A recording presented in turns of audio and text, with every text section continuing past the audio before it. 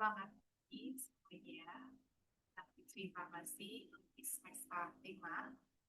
Ini adalah video pembelajaran untuk hal-hal yang harus kalian ketahui dan pahami persiapan praktikum analisis farmasi. Fokus pembahasan pada video pembelajaran ini kalau berfokus pada menghitung konsentrasi suatu zat di dalam lautan, mana konsentrasinya hanya dosen mengaku mereka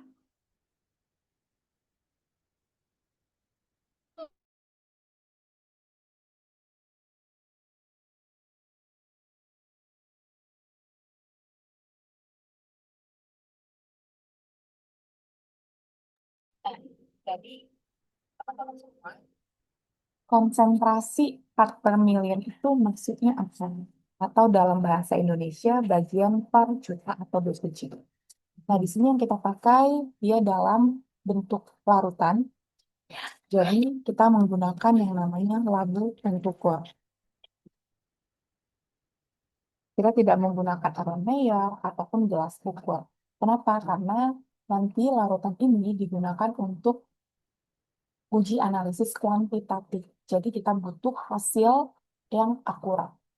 Nah, jadi kalau misalnya kita menggunakan larutan ukur, pasti ada pelarut yang kita gunakan. Pelarut yang nanti mencukupkan sampai batas tertentu. Misal kita menggunakan labu 100 ml, berarti nanti pelarutnya X 100 ml. Sampai tanda batas. Jika kita menggunakan labu 10 ml, maka nanti X 10 ml sampai tanda batas. Oke. Nah, selanjutnya selain ada pelarut, ada zat kimia. Jadi zat kimia ini yang akan kita larutkan dengan pelarut yang sesuai. Kita bisa menggunakan ketentuan zat kimia ini larut dengan pelarut dengan pelarut apa? Nah, kita bisa lihat di Pharmacope Indonesia, edisi terbaru. Oke, nah selanjutnya teman-teman, jadi PPM ini bisa bobot per bobot, ya. Tapi di sini yang kita gunakan adalah satuan untuk bobot per volume. Jadi untuk satuan bobot per volumenya itu, jika kita menggunakan satuan bobotnya dalam satuan miligram, maka volumenya dalam satuan liter. Jika kita gunakan satuan bobotnya adalah mikrogram, maka volumenya adalah di dalam 1 ml. Saya kasih contoh ya. Untuk nantinya yang akan kalian buat konsentrasi larutan induk baku iridoxin. Nah, larutan induk dan juga di sini kita akan membuat pengenceran. Jadi pengenceran ini nanti diambil dari larutan induk. Jadi larutan induk ini adalah larutan awal yang konsentrasinya itu lebih tinggi. Yang akan dari konsentrasi yang lebih tinggi ini kita lakukan yang namanya pengenceran.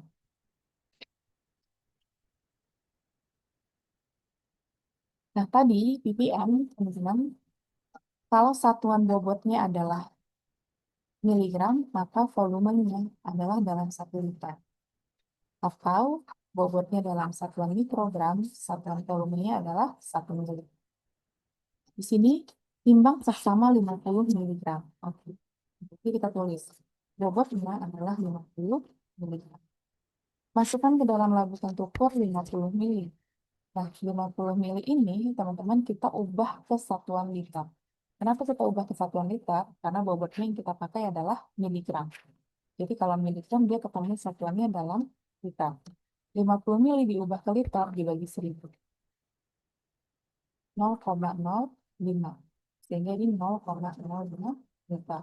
Selanjutnya apa? Selanjutnya, di sini kan harus dalam 1 liter ya. Untuk kita konversikan ke ppm. Maka ini dibagi 50 dibagi 0,05. 1000 miligram per liter. Miligram dalam 1 liter adalah ppm. Sehingga ini hasilnya adalah 1000 ppm.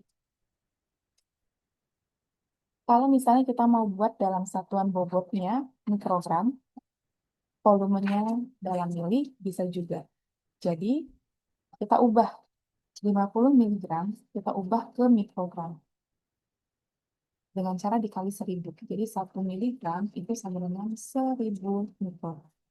Berarti 50, kita kasih nolnya 3 ya, 50.000 mikrogram.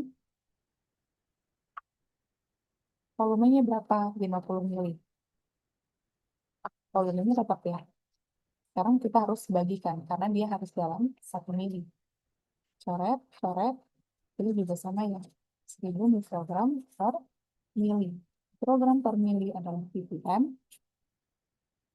Ini dia 1000 ppm. Gitu. Jadi cara kita mencari atau mengkonversikan, mau pakai yang pertama miligram dalam liter atau mikrogram dalam mili, itu akan menghasilkan nilai yang sama.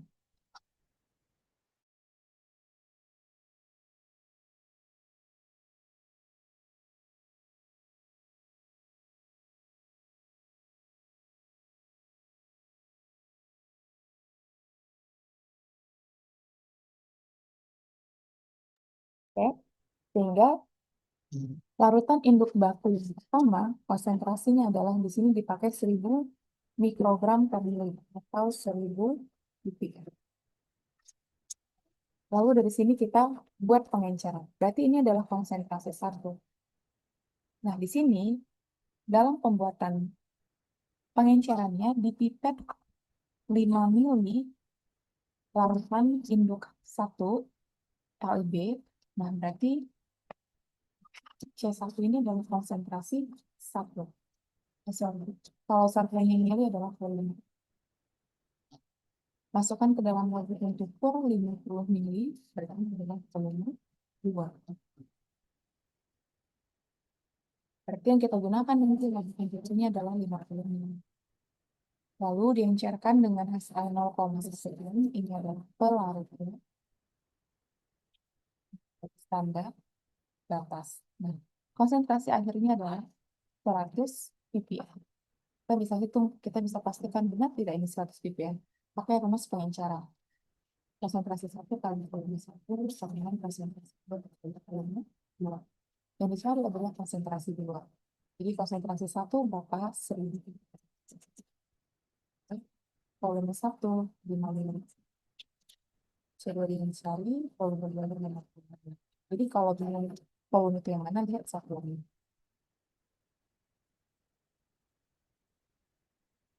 Ada coba ini. Terus, jadi nanti yang kalian ukur nilai absorbansinya adalah konsentrasi 2.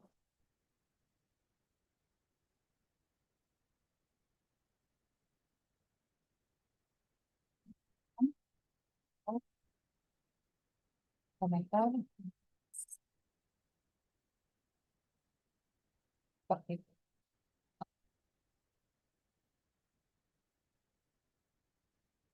Oke.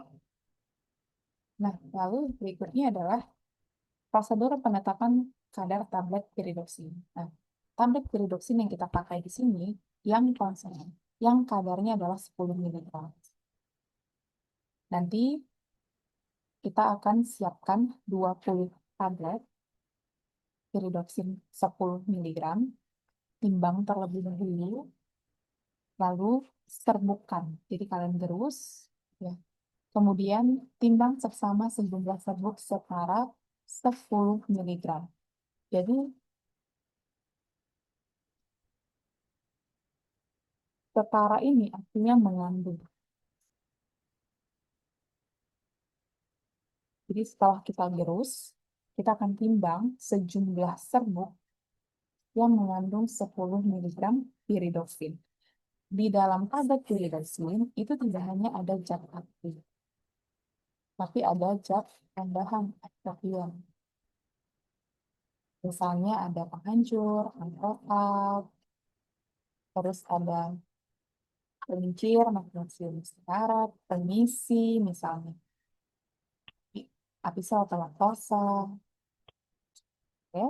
Nah, jadi kita harus menghitung terlebih dahulu berapa berat serbuk yang kita ambil, yang kita timbang, yang di dalam serbuknya itu mengandung piridoksin 10 miligram. Nah, jadi misal, ketika kalian timbang 20 tablet ini, beratnya sebesar 600, 6.000 misalnya, ya. Berat 20 tablet, 6.000 miligram. Ini adalah berat 20 tablet, lalu digerus, diserbukan. Jadi, cara untuk mencari berat serbuk yang mengandung 10 miligram ini, teman-teman, dibagi aja dulu. Jadi, kalau 6.000 miligram untuk 20 tablet, untuk satu tablet berapa? 300 miligram. 300 miligram ini kan kalau dosis satu tabletnya 10 miligram piridostin.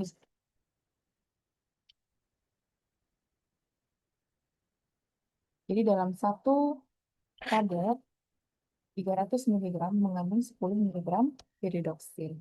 Tapi bukan berarti satu tablet ini ya yang kalian terus diuji, bukan. Jadi setelah diserbukan semuanya 20 tablet ini, timbang serbuknya sebanyak 300 miligram. Karena dalam 300 miligram ini diasumsikan mengandung 10 miligram piridoksin. Seperti itu.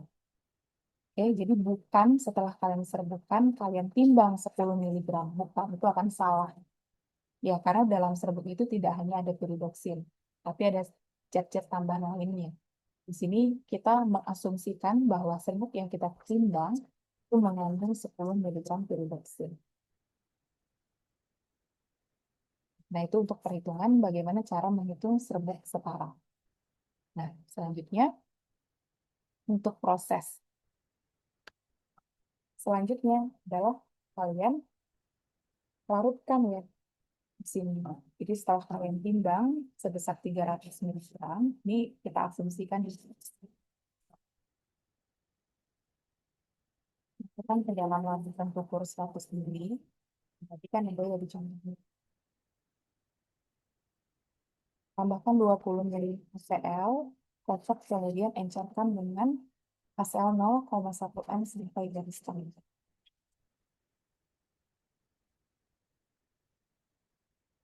Jadi caranya itu, ini masukkan dulu ke dalam serbuknya, oke. Lalu masukkan HCl, jangan langsung sampai garis tanda, itu setengahnya dulu. Setengahnya dulu kalian larutkan, dikocok-kocok, itu terus tambahkan perlahan-lahan. Tambahkan perlahan-lahan. Jadi kalau nanti sudah di sini, teman-teman, batasnya itu dia akan lebih cepat tuh naik ke atas. Jadi kalau udah sampai ini, pelan-pelan tambahkan sedikit demi sedikit sampai garis tanda garis. Ya, ini seperti di sini. Bisa meniskus bawah ataupun meniskus atas. Oke, jadi jangan langsung masukkan seluruh pelarutnya, setengahnya dulu. Nah, di sini juga terdapat proses pengenceran ya. Dari larutan yang sama, kita pisah dulu ini, terus kita masukkan ke dalam larutan 25 mili, encerkan dengan hasil 0,1 N sampai garis tanda. Lalu usus rapor pada panjang gelombang. Oke, jadi nanti di sini ada faktor pengenceran. Faktor pengenceran itu volume bisa dibagi volume 1. Volume 2 itu adalah volume akhir yang angkanya lebih tinggi, 25 dibagi 12 karena berapa?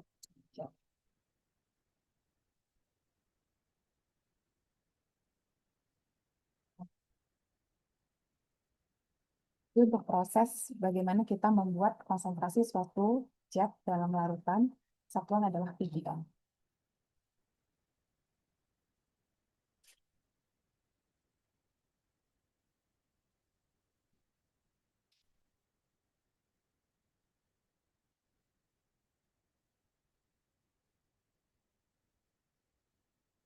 Di percobaan yang pertama, kita menggunakan one volume method. Jadi one volume method itu, teman-teman, ada dua jenis kuantitatif atau kuantifikasi suatu zat dalam sediaan farmasi. One volume method atau multiple volume method. Yang membedakannya apa? Ini konsentrasi dan pengukuran absorbensi dari baku pembanding farmakope Indonesia yang kita gunakan.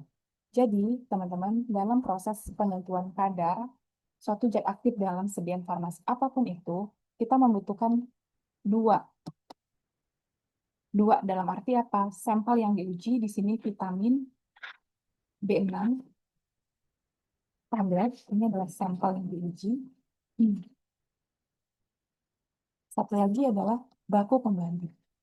Jadi baku pembanding ini adalah suatu senyawa biasa berupa serbuk yang murni zat aktif tersebut. Jadi baku pembanding itu kalau kita menguji sampelnya vitamin B6 dalam tablet, maka baku pembandingnya adalah vitamin B6 murni. Jadi di dalam serbuk itu tidak ada eksepian lainnya, hanya vitamin B6 saja.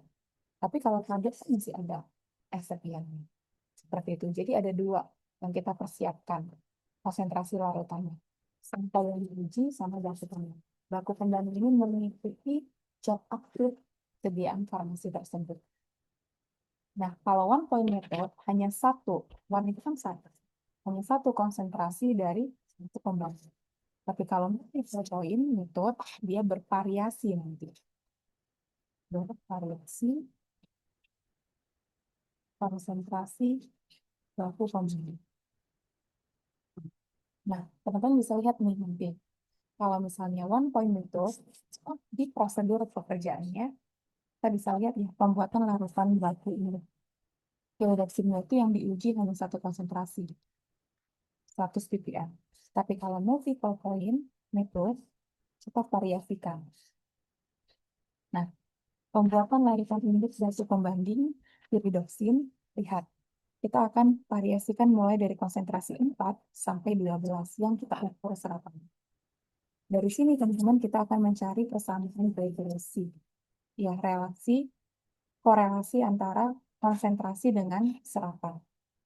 Oke, dia sama dengan Bx plus minus C. Kita akan menemukan. Sehingga kita menemukan konsentrasinya dari persamaan C.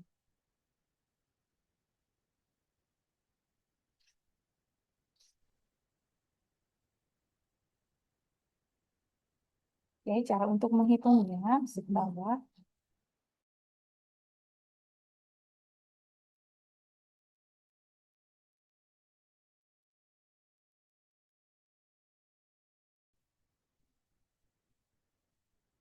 nah, ini dia. Jadi yang one point method, ini dia metodenya, one point method. Oke,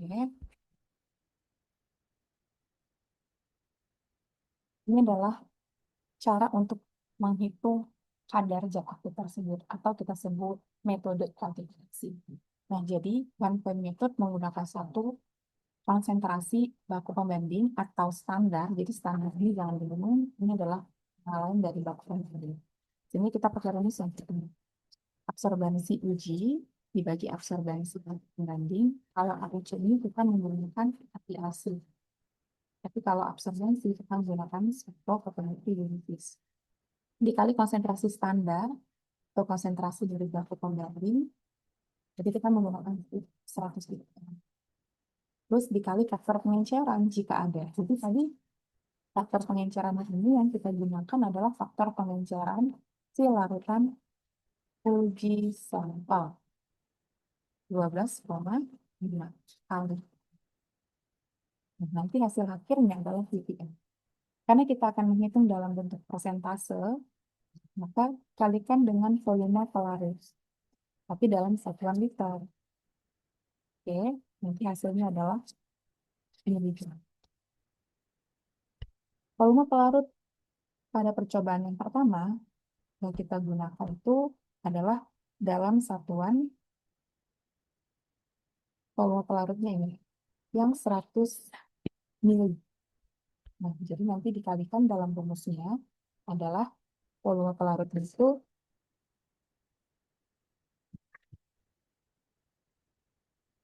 0,1 liter. Karena 100 mili diubah ke liter adalah 0,1. Maka hasilnya adalah miligram. Sekian miligram. Jadi untuk menghitung persentase kadar vitamin D non tablet, jadi hasil pengujian dalam miligram dibagi berat setara tadi, ya berat setara serbuk uji dalam 1 miligram dikali 100%. Cukup dikali 100 karena persennya tetap ditulis. Jadi berat setara serbuknya tadi kan 10 miligram. Gitu. Nah, yang kedua adalah multiple point method dari sesama regresi. Ya, jadi nanti nilai absorbensi sampel uji itu kita gantikan ke nilai Y. Dan yang kita cari adalah nilai X. Kalau ada faktor pengenceran, hasil nilai X-nya kalikan faktor pengenceran. Kalau mau dalam satuan miligram, kalikan dengan volume melarut ketika melarutkan sampel uji. Seperti itu. Oke, ini untuk perhitungannya.